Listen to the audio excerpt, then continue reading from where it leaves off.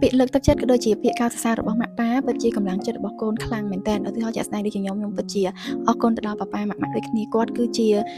ពួកគាត់ទាំងពីរគ្រប់វីដេអូរបស់ខ្ញុំតាំងពីខ្ញុំធ្វើរហូតដល់ពេលនេះខ្ញុំហ៊ាននិយាយថាមិនថាទាំងនៅក្នុង page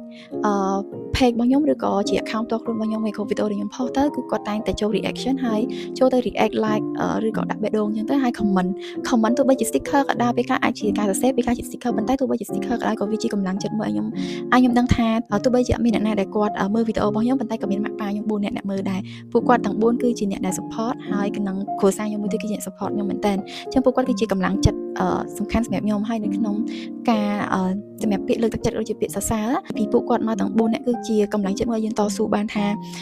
យើងនៅមានអ្នកឈរពីក្រោយមកចាំជួយយើងពាក្យលើកទឹកចិត្តរបស់គាត់គឺជាកម្លាំងជំរុញចិត្តយើងឲ្យយើងធ្វើការងារដែលយើងចង់ធ្វើបន្តទៀតពាក្យសរសើររបស់គាត់ក៏ជាកម្លាំងមួយដែលធ្វើឲ្យយើងដឹងថាអ្វីយើងធ្វើគឺត្រឹមត្រូវយើងអាចធ្វើបន្តបានពាក្យលើកទឹកចិត្តរបស់គាត់គឺជាកម្លាំងមួយដែលប្រាប់យើងថាស៊ូឡើងយើងអាចបន្តធ្វើរឿងនឹងបានទៀតទោះបីជាឥឡូវយើងអត់ទាន់ធ្វើបានល្អតែយើងអាចនឹងធ្វើល្អនៅថ្ងៃមុខ